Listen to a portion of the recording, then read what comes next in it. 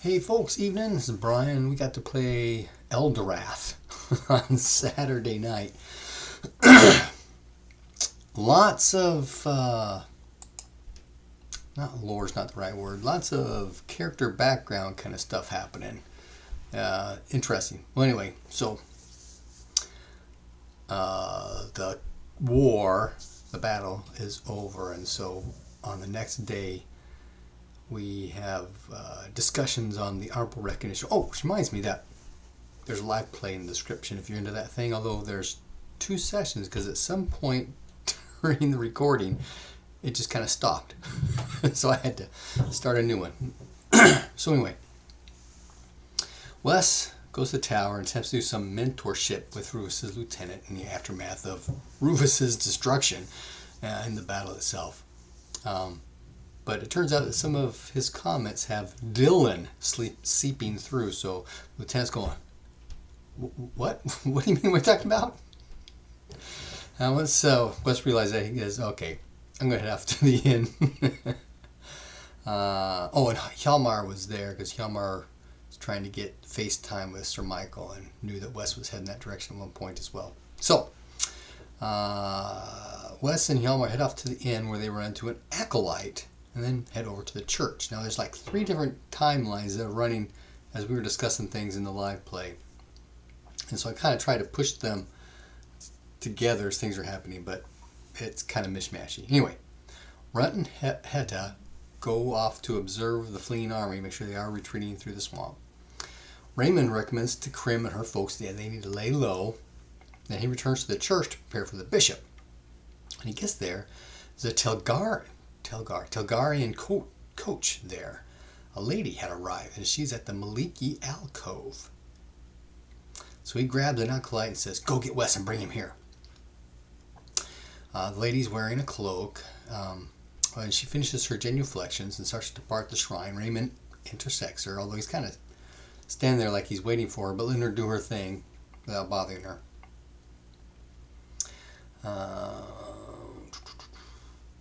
And inquires after her travels. Is there anything that she may need in her worship of Maliki, and offers her refreshments. She directs her entourage to take care of the horses, and that she will meet them at the Welcome Wench. That's the Hamlet. The Hamlet Inn, as everybody knows. Okay, so there's some sub-context exchanged between the lady and her entourage that Raymond kind of caught, though there's something going on there, but he couldn't figure out what it was exactly. So Raymond's asking her about her travelers, as you know, we seldom get visitors here with such a pedigree, especially so close to a battle. To which she says, "These are indeed strange times." So Hjalmar, back before things happening, he sees Raymond off to the bishop, and he has to find Wes at the encampment. But sees him heading over the tower. That's where he accompanies him after asking about Sir Michael. Okay, back to Raymond.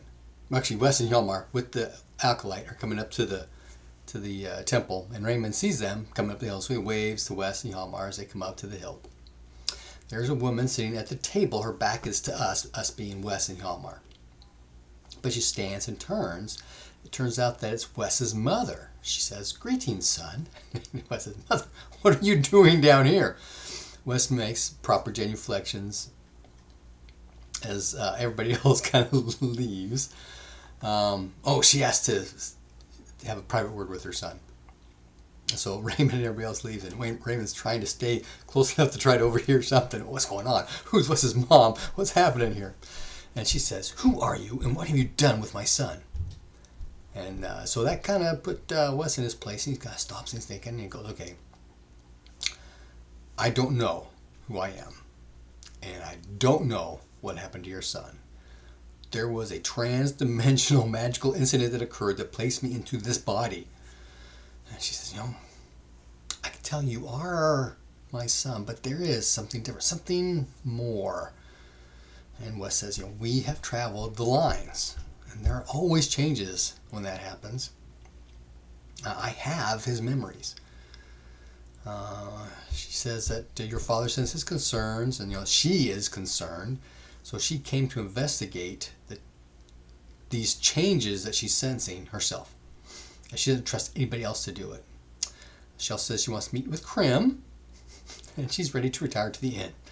So Wes escorts her back down the hill to the inn, and on the way he kind of tells her about when he arrived. The incident about the goblin attack and him almost dying, and then that's what he starts remembering, and then the memories merge kind of thing. She says she remembers that day because that's when Wes almost died, but recovered. So the bishop and Raymond, they have their meeting. The bishop says to meet somewhere more private. They retire to Raymond's study. He says, events here have had an effect on your situation. He hands him a scroll. The scroll expands the abbey's, well, it raises the temple and hamlet from a priory to an abbey, which raises Raymond from a prior to an abbot, increases the land holdings to justify the abbey's existence, and is to provide oversight. And there is a more urgent matter, he says. It has come to the attention of the church that a threat is growing in the east.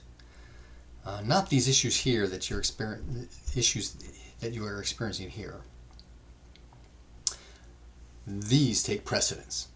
There is a presence that threatens the lords of Bloodstone. There are prophecies that are called the once and future king. This is a heresy. What is even more so is that there is a sunken temple that will raise him up. There is a sect, a violent sect of Lorath, that will outseat and replace the lords of Bloodstone. Raymond asks, what do we know about this sunken temple? He says, well, nothing. These are all portents, right? And prophecies. It doesn't mean anything to anyone that's not really associated with them. Excuse me. This once and future king is supposed to come from a place called the Crystal Tower from across the Golden Sea. The Archbishop wishes to praise you so that you can be on your guard. So if you hear anything, you can inform us immediately. Lady Tamara will be coming to join Sir Michael here in a few days. She has not informed us of her intents, but preparations need to be made. I, the bishop, will remain here until she arrives. Raymond inquires to the bishop that his squire, Hjalmar, would love to increase his martial skills. Is there any way that the bishop could put word into Sir Michael, since the bishop knows Sir Michael much more than Raymond does? My goodness. After the bishop leaves, Raymond tells Hjalmar to find Krim quietly and tell her they need to disguise themselves and lay low because they have the livery of this violent sect of Lorath. So Hjalmar runs to the inn looking for Krim. Okay, at the inn, Wes and his mother take a place by the fire with their backs against the wall so they can see everyone. Gandu comes over and, as he's regular self, recognizes that she's not from here. We do order dinner. There are 4 guards here. They look familiar to Wes, but he could not quite place them.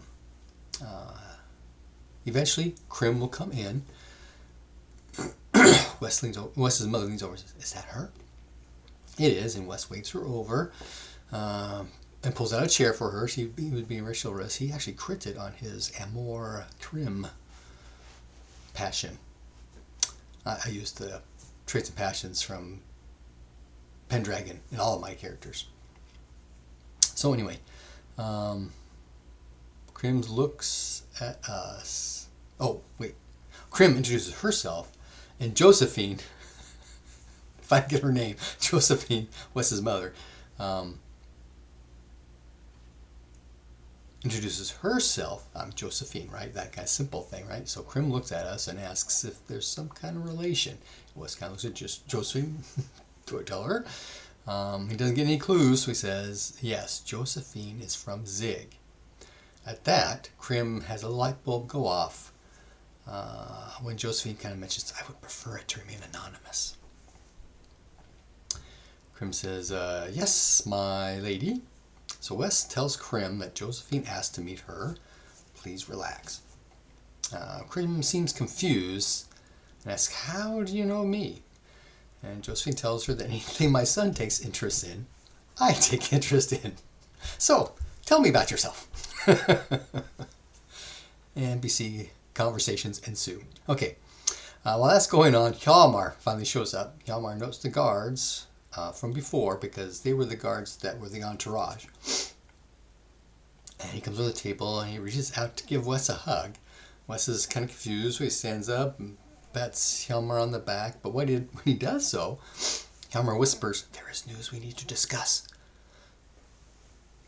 Very good interaction point for that. That was good to go. So, small talk ensues among all of us. Gundevoot inquires if accommodations will need made. Yes, give us your 2 best rooms. Eventually, Josephine excuses herself for the night. So, Hjalmar tells Krim that further discussion is needed as her patron is known by those who do not approve of her. Now, this is all above us. Raymond eventually arrives as well. But he did do so. That's why we had to backtrack a bit. He did so before Josephine departs.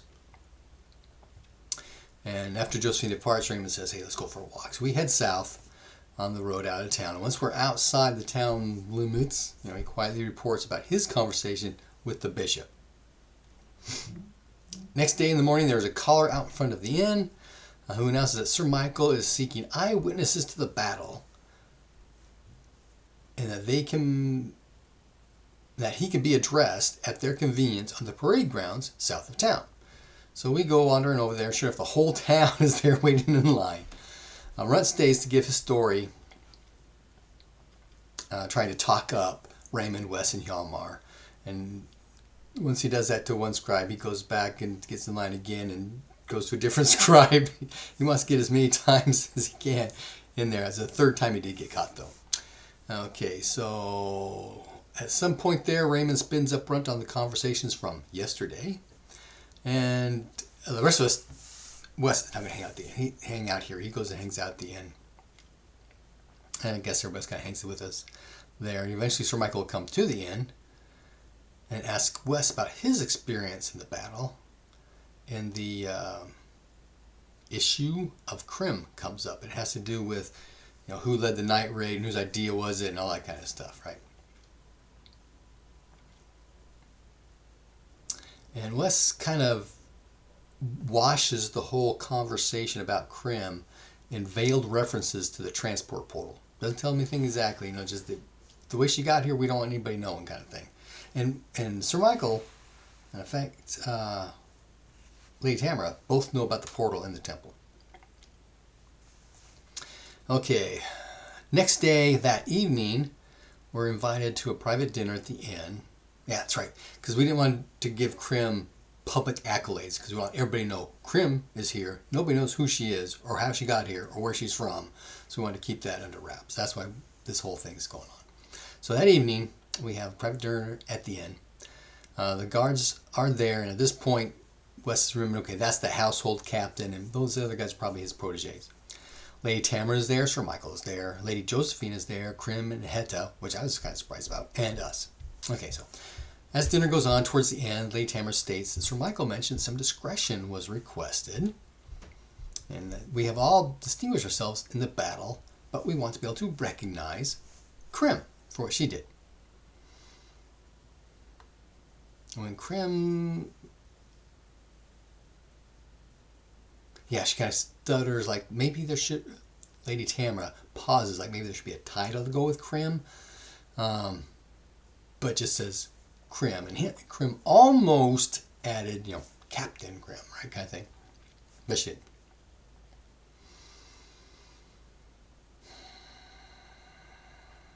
She says, you I may elevate to Lady Krim, with a place in my court and my house, should you seek it. Sir Michael then stands up and presents Krim with a sword. He looks a bit flustered because she's got that, Holy Avenger thing, right? But she stands and kneels and accepts the blade. It does have a holy symbol of Loranth on it, and it is an ancient blade. And Lady Tamara says, allow this to be my sign and pledge to you and yours. Krim doesn't say anything, just acknowledging the moment. Then Tamara continues, tomorrow I shall announce a tourney for the next few days. It actually turns out to be like a week later for a week, but there should be opportunities to prove your mettle, but should you not wish to participate, and she looks at Krim, perhaps that is best. And she says, I have other gifts, and she looks at Hedda. Your discreet activities were also of great assistance. And Hedda kind of mutters, not as discreet as I had hoped. And to which Lady Tamara says, I have eyes that others do not. So she gifts to Hedda a box. She says, you do not need to open it here, but I believe you will be pleased. Hedda takes the box and sits down. She's not used to such acknowledgments and stuff. It's kind of funny because Run's player. One of the players said something, oh, I bet it's that dagger. She can use the dagger. I'm talking about the Morgothian dagger, I think, is what they're referencing. It's kind of funny. Anyway, so Raymond thanks Lady Tamara and Sir Michael for their speedy arrival. And it's brought up that it was an interesting event that drew Lady Tamara away to Zig just in time to be a hindrance to coming here. At that, West said, well, I said, okay, West is going to do this. Okay, so West questions the orb. Okay. And the orb says there are greater forces happening behind the scenes. And West asks, does it have to do with the once and future king? The orb says, I can't speak to that. There are things that events cannot be seen around. West asks about Moloch, Minoch, and Goldak. Are they just pawns? Is it the shadow, or is it the iron wind or the empty sun that's behind these things? And the orb says these are also tools. He's uncertain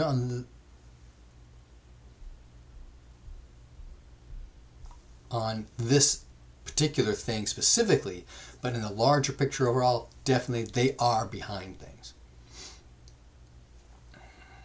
And Wes asks, have you seen what happened with Wes and I before? And he said, yes. And I say, are there ways to separate Wes and Dylan? And it says, that's the wrong question. You need to discover. Wes asks, can answers be found in the turning lands? Yes, they can. Specifically in reference to dealing with the shadows, interference here and now, can answers be found in the turning lands? Maybe. So Wes says, is the Crystal Tower a threat to the Lords of Bloodstone? And it says, there is more than one prophecy, right, that place refers to. Some could come to pass, yes. It's possible they could all be true. Perhaps. And he says, learn the key passage. Okay, so while that's all going on, there's a time stop thing because Wes and the orb are talking and time doesn't pass for everybody else. So once that conversation's over, Wes asks Lady Tamara, what drew you away to Zig? She says, from time to time I must meet in Zig for responsibilities. But that timing was most suspicious, and Wes agreed, that is most suspicious. The evening starts to grow late, and she says, as the evening goes on, she says, the evening is growing late, my friends, I shall be retiring.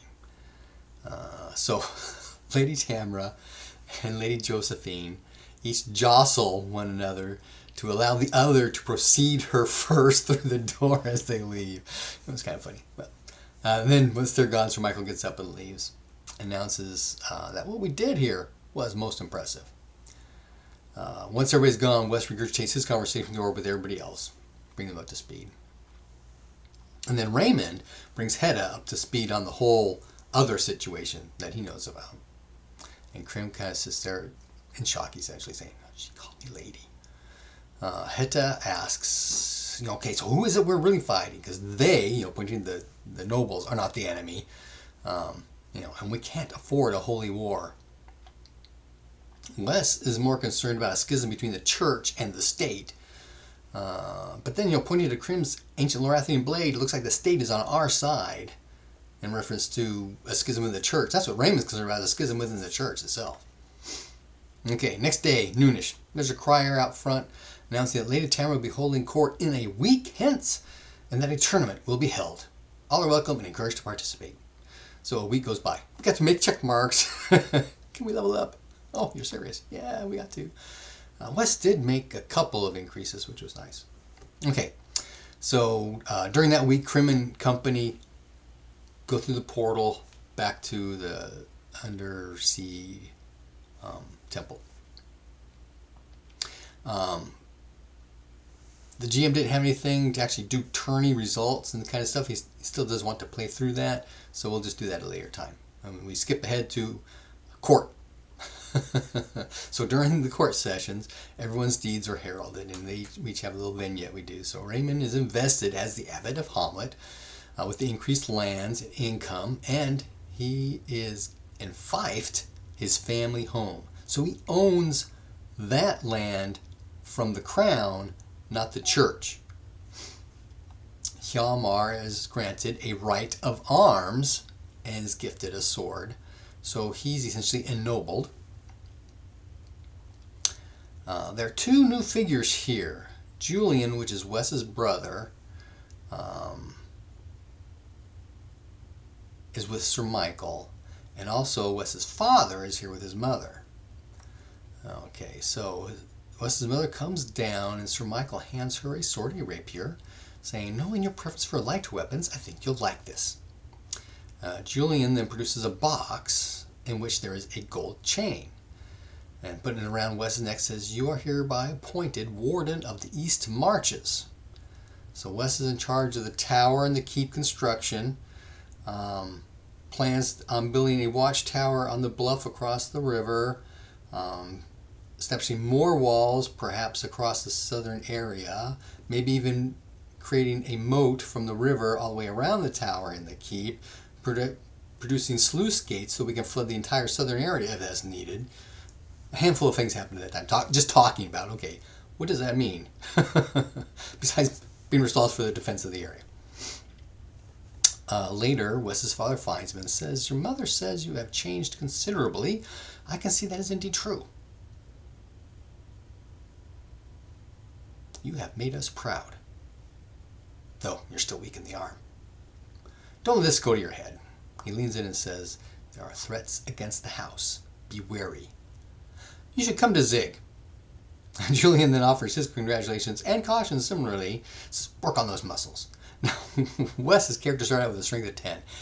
Once his dexterity got up to 16, so his strike rank went down because I'm a power player, he started working on his strength so he can get that up because he's also small in size. He's got like a 12 size. So if he can get his strength up to 13, that'll actually give him a D4 damage bonus. A power player. So he's working on his muscles.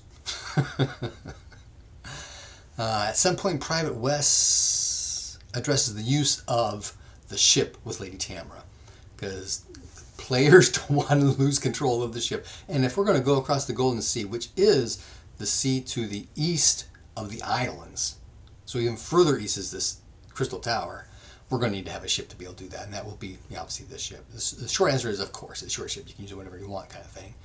And Wes says, okay, until we actually need it, by all means, continue to do these commerce runs. That's a good thing for everybody involved.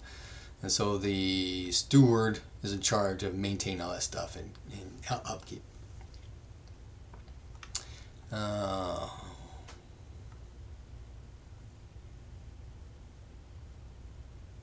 week later. Why is it a week later? No, I'm not sure. Oh! Because we're making plans? I don't remember. Anyway, a week later they're discussing what are we going to do next, right?